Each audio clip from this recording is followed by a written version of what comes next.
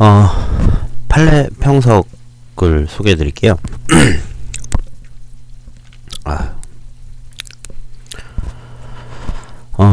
이번 첫 순서로, 오늘 이제 제가 봤던 내용들 말씀드리는 거라, 일단, 법의 노조 통보를 처분할 때 이게 기속행위냐, 재량행위냐에 대한 부분.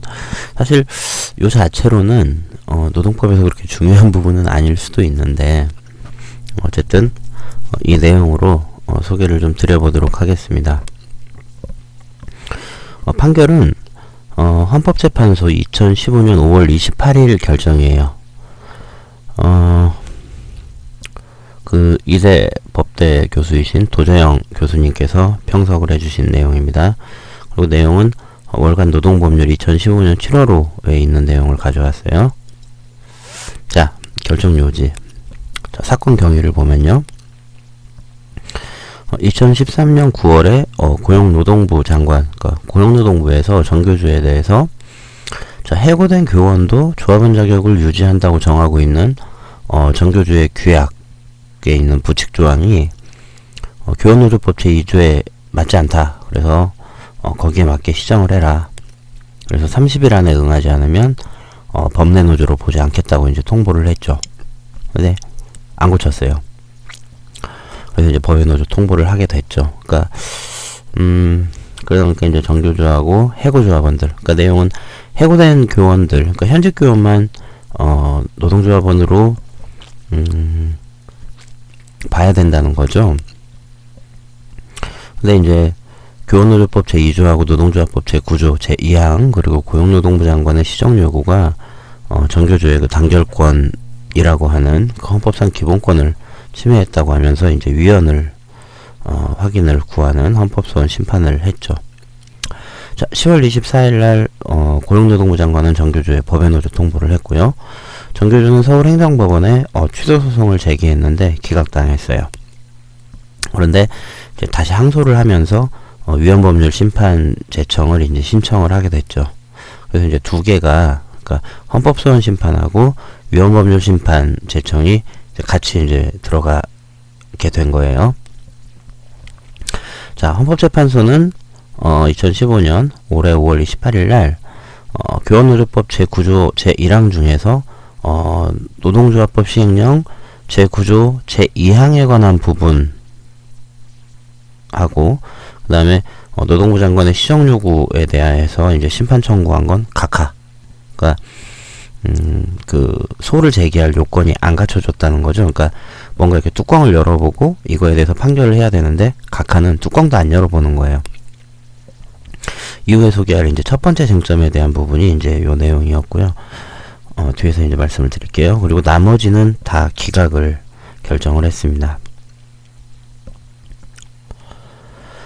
판시된 내용 보면 자, 법률 조항이 교원노조를 설립하거나 그 활동의 주된 주체가 되는 조합원 자격을 초중등학교 재직 중인 교원으로 제한하는 것에는 합리적인 이유가 있다. 그렇기 때문에 이미 설립신고를 마치고 정당하게 활동 중인 교원노조의 법상 지위를 박탈한 건 이유가 있다고 해서 오타가 있네요.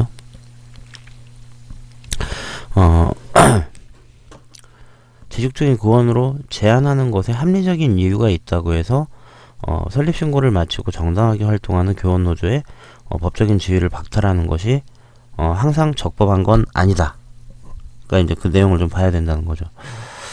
교원이 아닌 사람이 노조에 일부 포함되어 있다고 해도 이거를 이유로 해서 법외노조로 할지 여부는 행정당국의 재량적인 판단에 달려있다. 그러니까 기속행위가 아니라는 거예요. 재량행위라는 거죠. 기속행위라는 거는 뒤에 다시 말씀을 좀 드릴게요. 기속행위와 재량행위가 뭔지는. 자, 그런데 조합원 자격을 상실한 사람이 일부 포함되어 있는 노조를 상대로 법외노조 통보를 한 재량적 판단, 그 노동부의 재량적 판단에 대해서는 교원노조에서 활동하는 자격 없는 조합원이 몇 명이냐, 그리고 그 조합원들이 노조 활동에 미치는 영향이 얼마나 되느냐, 그리고 이 자격이 없는 조합원들의 노조 활동을 금지하거나 제한하기 위해서 행정당국이 얼마나 적절한 조치를 했느냐, 그리고 이 정교조에서 이걸 시정할 가능성이 있느냐, 이런 것들을 종합해서 적법한 재량 범위 안에서 한 건지 법원이 판단을 해야 된다.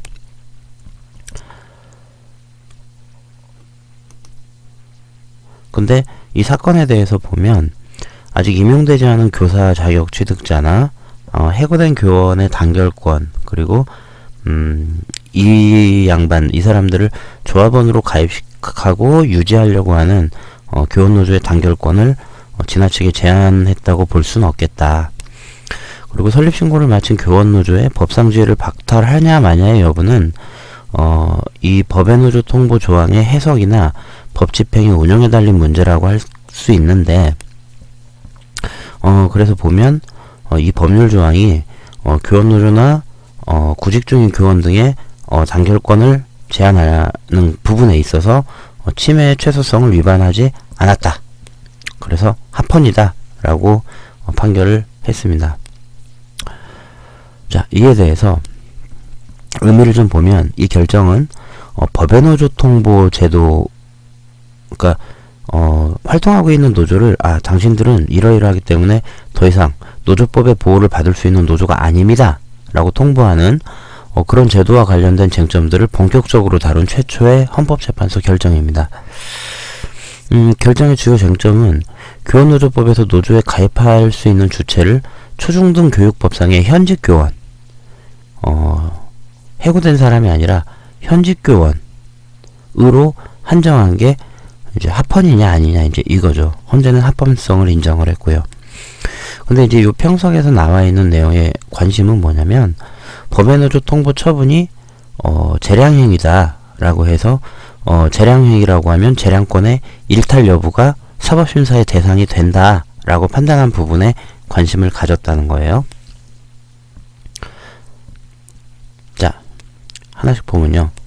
자, 법외노조 통보제도와 관련해서 이제 다퉈진 쟁점은 세 가지였습니다. 하나는 법외노조 통보제도가 법률상의 위임, 그러니까 요거는 시행령에 한다, 뭐 대통령령으로 정한다, 이런 거 없이 그냥 시행령에만 의지해서 운영되니까 위헌이라고 하는 주장, 요게 하나의 쟁점이었고요. 두 번째 쟁점은 법외노조 통보를 한 것이 행정처분이냐, 그러니까 행정처분이라면 항고소송을 할 수 있거든요. 그 처분에 대한 소송을 이제 할 수 있는데,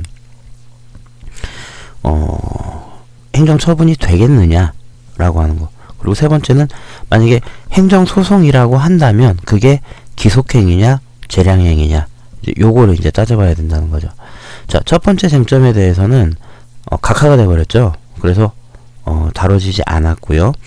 두 번째 쟁점 같은 경우에 행정처분 성격이냐라고 하는 거는 1심 판결에서도 행정처분이라고 하는 건 인정했고요. 이번 헌재 결정에서도 별도의 집행행위를 예정하고 있다라고 하면서 행정처분적인 성격이 있다라고 이제 긍정을 한 거죠.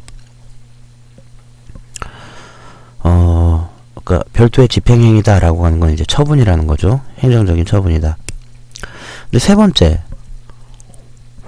노동조합의 설립신고서 반려 사유와 관련해서 이게 재량행위냐 기속행위냐라고 하는 거는 원래 온 것이 법외노조 통보의 근거가 된 건 노조에서 설립신고를 할 때 소극적 요건에 해당되면 반려를 할 수 있거든요. 그러니까 그 부분과 연결되면서 이 사전적인 자격심사제도하고도 관련이 있어요. 그러니까 좀 복잡합니다. 그래서 뒤에 좀 자세히 설명을 하겠다라는 거고요. 자, 노조법 시행령 제9조 2항에서 노동조합이 설립신고증을 교부받은 후에 제12조 제3항 제1호에 해당하는 설립신고서에 반려사유가 발생한 경우, 그러니까 여기 얘기하는 거는 소극적 사유예요. 여기서의 반려사유는 노조법 제2조 제4호 강목에 해당하는 경우에, 그러니까 노동조합의 소극적 요건을 의미한다는 거죠. 근데 정교조와 관련된 문제는 이 소극적 요건 중에서 이제 라목에 이런 게 나와요. 근로자가 아닌 자의 가입을 허용하는 경우. 그러니까 해고나 뭐 여러 가지 사유로 교원 신분을 박탈당한 사람에 대해서 조합원 자격을 계속 유지하는 것을 이유로, 그러니까 교원 신분이 아닌데, 그러니까 조합원이 될 수 없는 사람에 대해서 계속 조합원 자격을 주고 있는 것 때문에 법의 노조 통보 처분을 한 거라는 거죠. 그러니까 이게 이제 재량행위냐 기속행위냐, 요게 이제 이 사전적인 자격 심사 제도를 먼저 검토를 해보고 이제 한번 판단을 해봐야 된다는 거죠. 자, 노조로서 인정을 안 하는 소극적 요건은 아래와 같습니다. 여기 보시는 것과 같아요. 이게 노조법 제2조 제4호의 단서에 이제 강목으로 이렇게 들어가 있으니까 노동조합으로 보지 않는 사유. 그래서 사용자 또는 항상 그의 이익을 대표해서 행동하는 자의 참가를 허용하는 경우나 경비의 주된 부분을 사용자로부터 원조받는 경우, 그리고 공제, 수양, 기타 복리사업만을 목적으로 하는 경우. 그러니까 노조가 뭐 임단협도 하고 그 소속 조합원들의 근로조건 향상 이런 걸 해야 되는데 복리사업만 한다. 그 다음에 네 번째, 근로자가 아닌 자의 가입을 허용하는 경우. 뭐 단 해고된 사람이 이제 그 부당해고에 대해서 다툰다라고 하면 그 판결이 나기 전까지는 중노위의 재심 판정이 있을 때까지는 근로자로 본다는 거고요. 그 다음에 정치운동을 목적으로 하는 경우, 뭐 이런 경우에는 노조로 볼 수 없다라고 이제 되어 있어요. 자, 이랬을 때 이 소극적 요건에 해당하면 무조건 노동조합 자격이 박탈된다라고 하면 법의 노조 통보 처분은 기속행위로 본다는 거죠. 여기에 해당하면 당연히 박탈하는 거야, 당연하게. 이제 이런 거를 기속행위라고 하는 거예요. 그렇다라고 하면 이 기속행위가 맞냐 틀리냐 판단할 때는 뭐만 보면 되겠어요? 그 사유가 있었느냐 없었느냐 이것만 보면 된다는 거죠. 사유가 있으면 당연히 그렇게 통고하는 게 맞다. 그러면 사유가 있었냐 없었냐만 판단하면 된다는 거죠. 근데 소극적 요건의 사유가 있었어도 자, 노동조합의 자격을 박탈할 거냐 이거는 별도로 판단을 해봐야 된다라고 하면 법의 노조 통보 처분은 별도의 판단을 가지고 하는 행위이기 때문에 재량행위로 이제 파악을 할 수 있다는 거죠. 그렇다면 이게 옳으냐 그르냐를 판단할 때는 두 가지를 봐야 된다는 거예요. 하나는 그럼 그 사유가 있었냐 없었냐. 두 번째는 그 사유를 가지고 그 재량행위를 했을 때 그 재량권의 남용이나 일탈이 없었느냐. 그러니까 판단을 너무 심하게 한 거냐 잘못 판단한 거냐 이런 것까지도 이제 봐야 된다는 거죠. 자, 저 부분에 대해서는 이제 의견이 갈립니다. 그래서 기속행위다라고 주장하는 의견이 있어요. 노조법 제2조 제4호 강목에 해당하는 사유가 발생하면 무조건 노조 자격이 없다고 봐야 된다는 견해. 이게 이제 기속행위설이겠죠. 근데 그 정교조 법의 노조 통보 처분에 대한 취소소송 1심에서 이제 요런 그 의견을 가지고 판결을 내렸어요.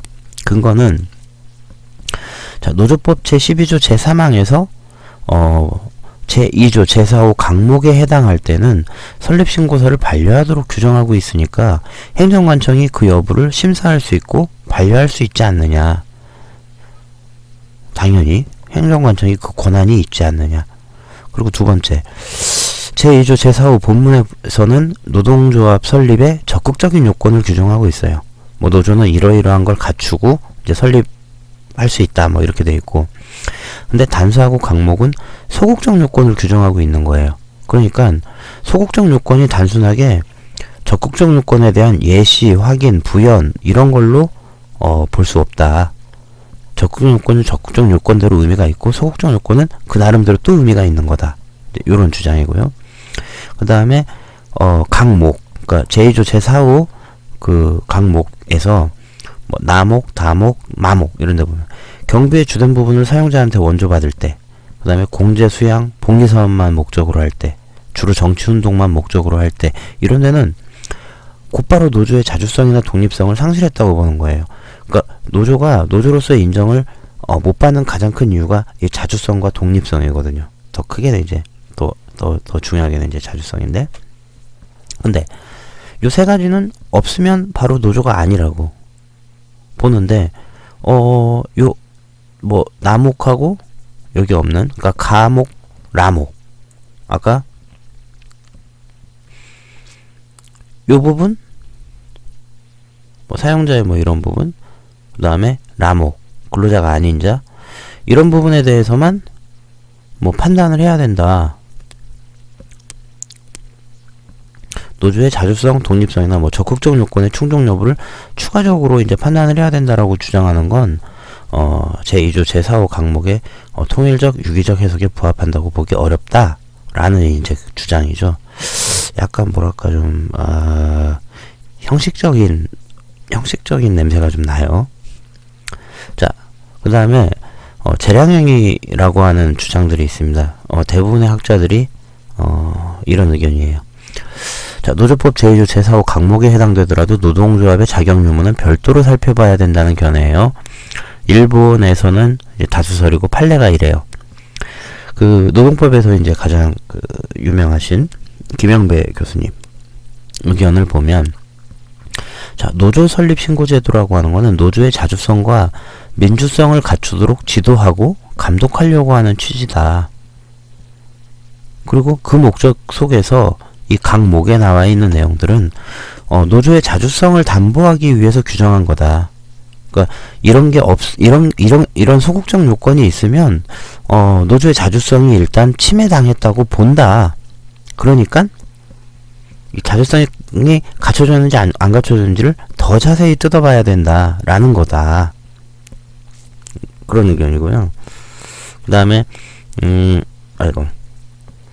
고대의 그 강선희 박사님하고 이영희 교수님이죠. 인하대 그 노동부 장관 하셨던 이분들 의견은 기본적으로 적극적 요건을 충족하면 소극적 요건을 규정할 필요가 없는데, 그러니까 자주성만 판단하면 되는 건데, 그러니까 소극적 요건을 굳이 규정할 필요가 없는데 소극적 요건을 집어넣은 거는 소극적 요건만 심사하면 노조로 인정해줄 수 있겠구나 라고 하는 실무적인 편의, 그리고 행정관청이 어떤 심사권한의 남용을 요 부분으로 한정하는 거죠. 요 부분만 판단해, 소극적 요건이 해당되는지만 판단해 라고 이제 그 남용을 여지를 이제 줄여놓은 거죠.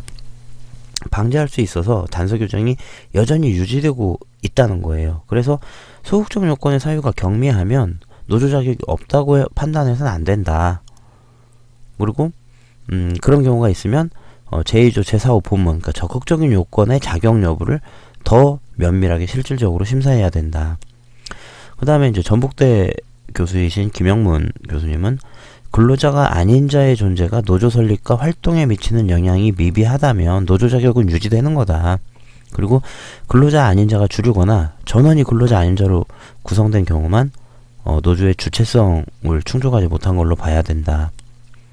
그 다음에 그 고대 법대의 박정희 교수님께서는 이 소극적 요건에 해당될 경우에는 이제 더 면밀히 봐서 노조 본연의 기능을 수행하는지 이런 걸 가지고 판단해야 된다. 그 다음에 이분은 어딘지 잘 모르겠어요.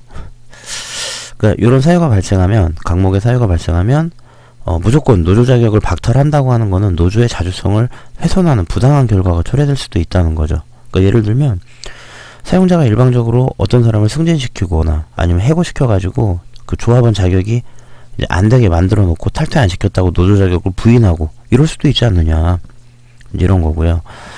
비슷하게 보면 그 대법원 판결이 옛날에 있었는데, 노조 해산명령 제도가 있었던 1971년에 이 해산명령에 대해서 판결을 내린 걸 보면 노조지부 설립총회에 참석자가 34명인데 그 중에 2명이 사업장 소속 근로자가 아니다. 그래서 조합원 자격이 없기 때문에 조합원 자격이 없는 사람을 노조에 집어넣은 너희들은 인정할 수 없어. 그래서 노조 지부에다가 해산명령을 내렸어요. 행정관청이. 그러니까 그 처분이 재량권 범위를 일탈한 거라고 이제 대법원이 판결을 했다는 거죠. 그러니까 비슷한 제도에 대해서 이미 대법원이 재량행위라고 이제 본 경우도 이제 있긴 있다는 거죠. 그래서 보면 어쨌든 재량행위라고 보기 때문에, 자, 김영규 교수님은 노동조합이 대외적으로 자주성을 확보하는 거가 노조의 실질적인 요건이라는 거죠.